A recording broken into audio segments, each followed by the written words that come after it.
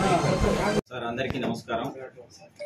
ముఖ్యంగా పాత్రికేయ మిత్రులకి, ప్రింట్ మీడియాకి, ఫోటోగ్రాఫర్లకి, యూట్యూబ్ ఛానల్స్ వాళ్ళకి అందరికీ ప్రత్యేకంగా నమస్కారాలు తెలియజేసుకుంటూ, జొన్నవాడ దేవస్థానానికి బ్రహ్మోత్సవాల కార్యక్రమం ఈ నెల 28 నుంచి 7వ తారీఖు వరకు ఇక్కడ ఉత్సవాలు చాలా వైభవోపేతంగా జరగటానికి మేము మా అర్చకులు ఆర్టీఓ గారి సహకారంతో అన్ని శాఖల సమన్వయంతో ఈ కార్యక్రమాలను మీ సహకారంతో ముఖ్యంగా ఈ కార్యక్రమాలని దిగ్విజయం చేయాలని మేమందరము దీనికి ప్రయత్నం చేస్తున్నాము.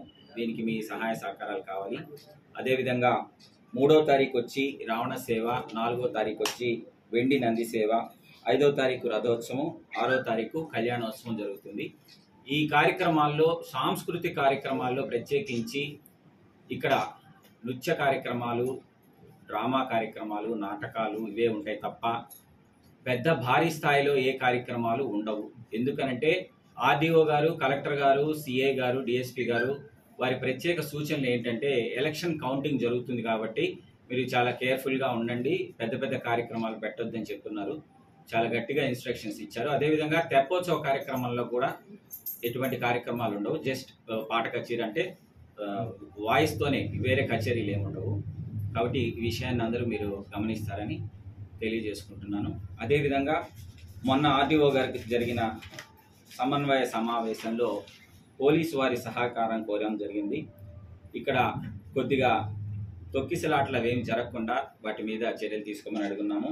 వైద్య ఆరోగ్య శాఖ వారు ప్రత్యేకించి 3 షిఫ్ట్ల ప్రకారము భక్తులందరికీ ట్యాబ్లెట్స్, ఓఆర్ఎస్, అంబులెన్సు 3 షిఫ్ట్లు ఉంటారు. ఓఆర్ఎస్ని ప్రత్యేకంగా వాళ్ళు ఒక క్యాన్స్లో నింపుకొని రెడీ చేయమని చెప్పి ఆర్డీఓ గారు ప్రత్యేకంగా తెలియజేస్తున్నారు. అదేవిధంగా గ్రామీణ మంచి నీటి సరఫరా కూడా కంటిన్యూగా ఉండేటట్టు భక్తులందరికీ అన్ని అందుబాటులో ఉండేటట్టు చర్యలు తీసుకుంటాము. రోడ్డు రవాణా సంస్థ ఆర్టీసీ వారు ప్రత్యేకంగా నెల్లూరు నుంచి బస్సులు వేయడం జరుగుతుంది. అదేవిధంగా విపరీతంగా ఉన్న ఆటోలను కూడా కంట్రోల్ చేయమని వాళ్ళు సూచన చేస్తున్నారు. విద్యుత్ శాఖ కూడా అంతరాయం లేకుండా ఈ కార్యక్రమాలకి నిరంతరాయంగా విద్యుత్ ఇవ్వమని చెప్పి ఆర్డీఓ గారు తెలియజేస్తున్నారు. అదేవిధంగా అగ్నిమాపక శాఖ వారి ఇది సహాయంతో 6వ తారీఖు ఎటువంటి అవాంఛనీయ ఘటనలు జరగకుండా కూడా ఈ కార్యక్రమాన్ని ఫైర్ ఇంజిన్ ఏర్పాటు చేయడం జరిగింది. ఎక్సైజ్ శాఖ మరియు సెబ్ వాళ్ళని ప్రత్యేకించి 5 కిలోమీటర్ల రేడియస్లో ఈ నియంత్రణ అనేది కొనసాగించడానికి వారు ప్రత్యేకంగా చర్యలు తీసుకున్నారు. అదేవిధంగా రోడ్లు, భవనాల శాఖ వారిని ఎక్కడన్నా గుంటలు ఉంటే త్వరితగతిన వాటిని క్లోజ్ చేసి భక్తులకి ఇబ్బంది లేకుండా చూడమని చెప్పున్నాము. ఇరిగేషన్ శాఖ వారి ఫిట్నెస్తో ఈ తెప్ప డ్రెడ్జింగ్ కూడా జరుగుతుంది. అవసరమైనంత వరకు వారు నీరు వదలటానికి కూడా వారి సహాయ సహకారాలు అందిస్తారు.